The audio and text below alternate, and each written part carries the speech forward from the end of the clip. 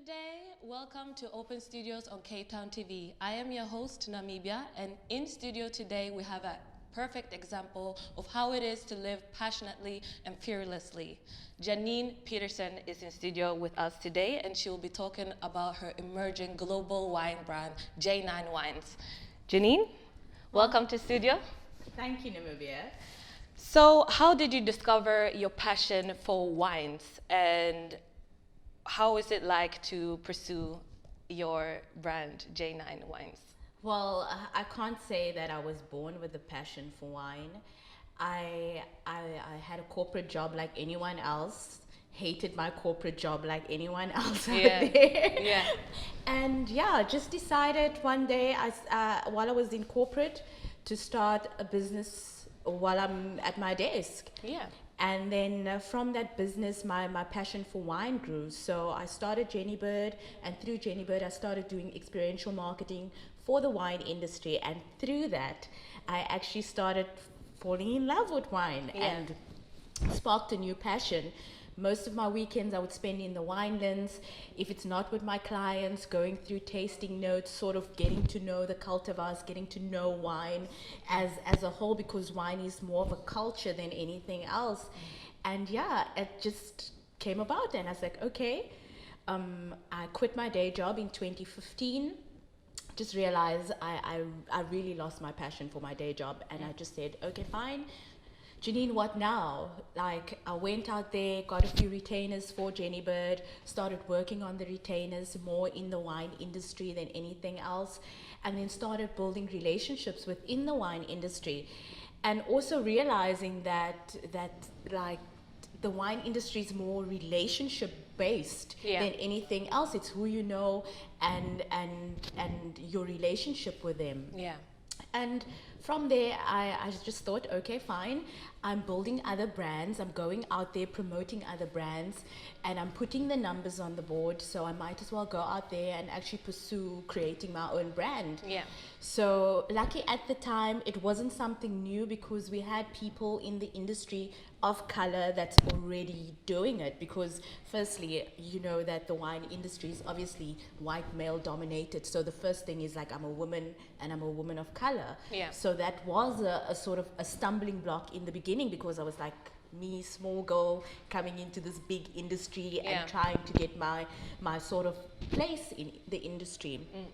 And then I started talking to those that are already in the industry. So I spoke to Beverly from Women in Wine, and she sort of encouraged me, sort of told me their story and how they came about, and how black-owned brands actually came about within the wine industry. And I thought, okay, fine. I've got a place, there's people that's already there that sort of cushioned it for us a bit, so why not? Yeah. And I went out there, I went to go look for a producer that I could work with. And at first it was very difficult. Yeah. You know, you knock on doors, people look at you like, oh, I'm sorry. Yeah. Like, we are not even thinking about doing business with a black person. And it's the whole aura, everything tells you that, and you sort of have to understand that, look here, you're coming into an industry where a woman especially, and a woman of color on top of that, it's not a norm. It's not something that's known to be in the wine industry.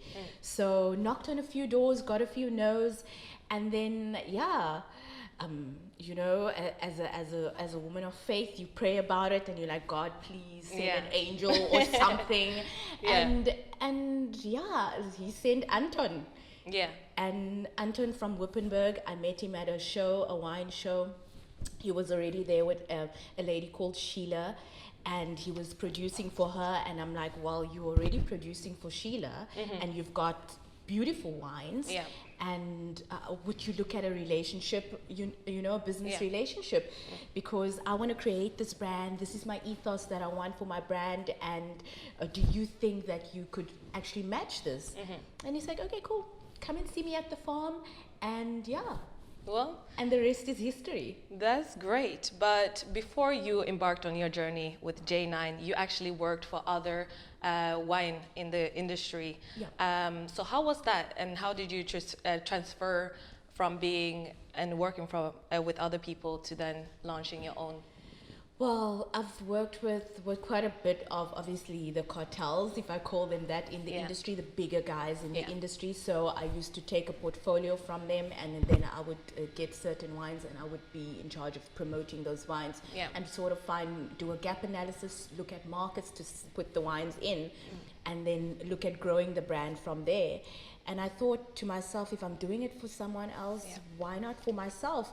So working for someone else was great. Yes, I got paid a salary, but yet it was not satisfying. It was not, I was yet working for someone else. I was working for myself, but yet not owning. And for me, it was all about, so what is the purpose of working for yourself if you still depend on a salary from someone else or paying you a retainer? And I thought to myself, ownership. Like you've done it for other brands, do it for yourself. Create J9, like create J9. You spoke about this thing in your mind, you had the conversation with other people, just start it. And that's when I just decided, okay, fine, I've done it, I've seen it working, let's go out there, let's do it. Let's do it. Yeah. And it's so fun that you said you had this conversation in your mind and it's actually transferring into the physical. So that's absolutely great.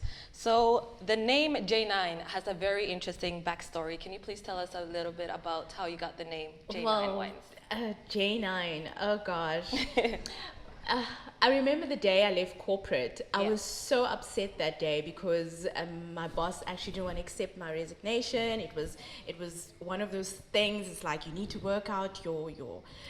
I'm so sorry to disturb you. We'll be going to a quick ad break. We'll be back shortly at Open Studios.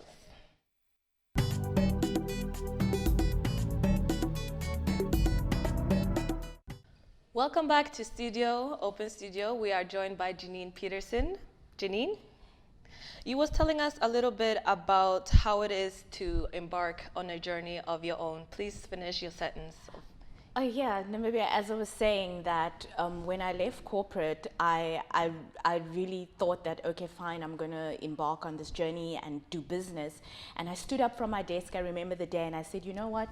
Telling the lady next to me, I said to her, you know what? I'm going to create a wine that presidents drink. Wow. And in that moment, I didn't think about the power of words and how powerful it is. Yeah.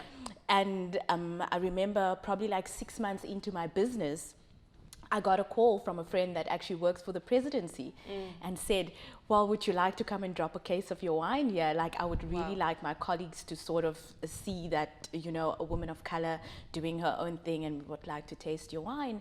And that's when I realized that, you know, the power of words, it's so powerful.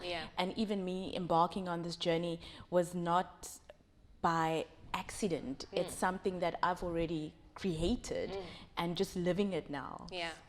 So what would you say what is the importance of following your passion and actually starting your own business?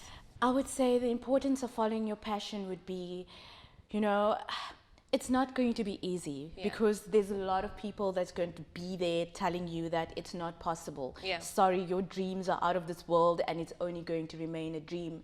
But you have to be resilient. You know, you just have to tell yourself, you have to affirm to yourself that this is possible. It's possible for me to have these things. It's possible for me to dream outside of my barriers and my circumstances and where I come from. Firstly, as a woman, secondly, being a woman of color, and to be able to go into industries that is predominantly not seen as an industry for people like us. Well, it's interesting that you were talking about predominantly because that's my next question. How is it like being a Black-owned wine, you know, owning your own wine brand and in a market where there are predominantly white people or industrials? Well, it's exciting. I can't say any day is the same. Like, it's so exciting. Like, no day is the same. It's just that you obviously have to have a plan, know where you're going, and stick to your plan. That is the only way, because there's going to be a lot of people that's going to want to try and pull you down during your journey. And your only focus should be your end goal. Saying that, look here, I know that the market is saturated with so many other wines, but I'm here, and J9 is the wine that awakens adventure. And our ethos is, you know, go out there and live your life. Go out there, be bold and big enough to dream, and don't be shy about it. Yeah. Say it that I want to be here. And if I look at the places where we stock J9, people ask me, so how did you manage to get into Grand West, for instance? Yeah, I gotta ask you that question in detail because we want to know everything. We want to know everything. I remember calling the food and beverage manager, and I'm telling him my story, and I'm saying, you know what, J9 this is what we do. Yeah. This is what it's about, and it's my story. It's telling you that it's a small town girl coming from Atlantis, mother of two, worked really hard in the industry, have earned my stripes. Yeah. And now here doing my own thing.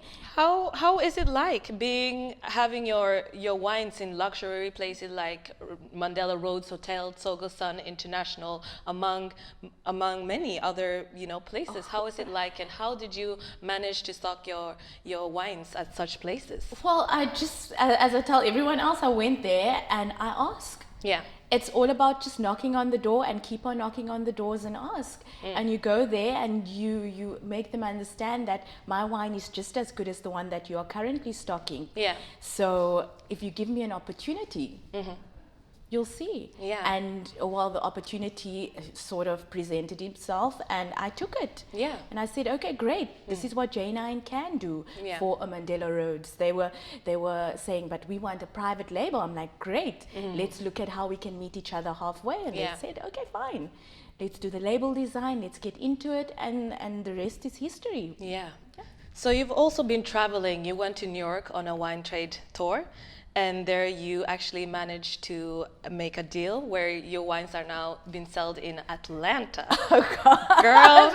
That's fast tracking it a bit, but yes, we're en route to Atlanta. No, we gotta put that into existence, girl. Yes. Yeah, I think we should just talk it into existence. But how was that journey for you? And tell us a little bit more firstly, about it was very surreal when the opportunity came. I applied. And I remember we were waiting and nothing came of it. We were waiting for answers. And then like literally on the last minute, they're like, okay, great guys, get your passports and visa ready. Wow. Applications has been approved. You guys are leaving in the next 2 weeks. Oh, wow. And I'm like, oh my word, this is so overwhelming. And I'm thinking, I'm a small town girl from Atlantis. Yeah. And for me, in my community, many women could never even imagine themselves going to Joburg, let alone going all the way to New York. And I'm thinking, okay, I'm excited. And then once we landed in New York, it was amazing. It was cold. Yeah. The people are obviously different. Yeah. But when we got to the show, everything was so well planned and I met an importer and she's an expat from South Africa. She's a female and she's a female of color. And I met Moira and she had this amazing personality and vibrant energy. And I'm like, Moira, you are importing South African wines and you're doing all these big boys. How about taking me on? And she's like, well, who are you? And I'm like, I'm J9. Yeah. And I'm telling her the story of J9 and she's excited. I'm telling her where I'm from. Well, we'll be back. We'll head to a quick ad break and then we'll follow your fantastic story. We'll be right back.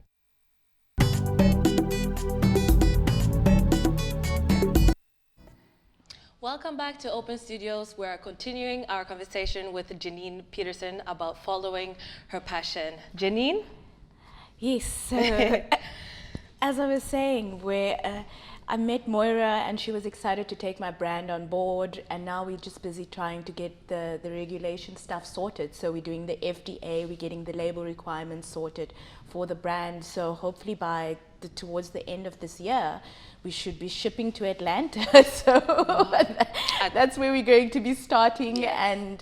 and yeah, take it from there. Yeah, that sounds amazing, Janine. So you're also going to travel to the States later this year, among also China. Tell us a little bit about what you will be doing at these places. Well, yes, I'll be doing a show in Miami. So I'll be doing the food show in Miami. So it would be similar to the one in New York. Okay. That is more buyer based. And then yeah, China is obviously a biggie because the Chinese market, we export close to like what 60 to 70% of our wines to China. So China is quite a big market for us. I'll be doing Pro Wine China in November.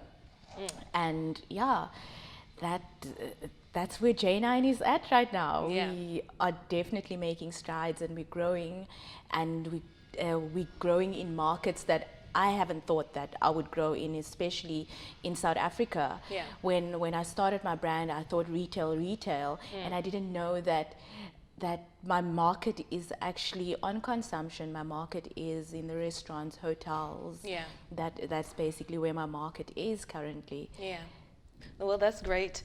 And you're currently also involved in some uplifting projects. You are transferring skills to women ages of 18 to 45 and helping Black-owned businesses, as well as you're opening your own or launching your own store at Waterfront, also showcasing your brand wine, but also other brand labels that are Black-owned. How is that, and how important is that to you? Those initiatives were very close to my heart, especially the one that I'll be running in Atlantis in my community. Yeah. I mean, I'm a very, very spiritual person, and when God called me on this mission, I was like, what? You want me to sow back in my community? I'm not there yet. I mean, can we not get there yet? And he's like, no, the little that you have, please do give back to your community. And I was like, what do I have? So I sat down with an educational accelerator in Atlantis called Symbiosis. And we sort of started the discussion about creating a program that's female-based, that is going to teach women that it's possible for another Janine to come out of Atlantis. Yeah. It is possible for another Robin Adams to come out of Atlantis. Yes. So we want to tell the stories of those that have been successful in Atlantis and sort of tailor-make the program to deal with personal development skills for these females as well as business development skills for these females. Yeah. So everyone graduates with a business. Yes. So when you graduate from our program, you're going to be a fierce woman living your passion fearlessly and running your business and sowing back to your community and just being part of an ecosystem where there's continuation of support, obviously from Symbiosis side. Yeah. So why Atlantis? Why did you pick that place of Well, these it's my projects? community. It's where I started. I think it's always good to start at home. It's good to start, charity starts at home, as they say. So it's good to start at home. And I thought, okay, fine, let's start with 30 women from Atlantis and see. We can maybe take it somewhere, like we can broaden it up on a later stage, but let's start at home. Yeah. So have you reached out to any cooperatives about your developmental skills? And how is it, and how important is it for people in the industry such as yourself to be involved in developmental projects and have portfolio? I think it's very important. It's, sometimes we get so caught up in our own lives that we forget that we have to pull up the next female. Yeah. We have to, it's a responsibility that we have upon ourselves as women, as those that bear kids, raise kids, and for the next generation to come. So I think it's really important that we understand that if we're not going to uplift each other, then no one else is going to do it for us. And we're the backbones of our community, so it's a must.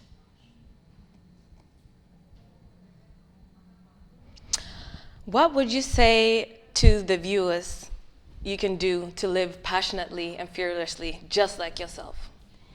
Well, I would say resilience. Those that know me out there would tell you that once an email of Janine gets to your desk and you don't answer it, she's definitely going to follow up with a call. And if you don't answer the call, she's definitely going to end up on your doorstep. Okay. So I think for you to be successful, you have to be resilient and you have to have tenacity.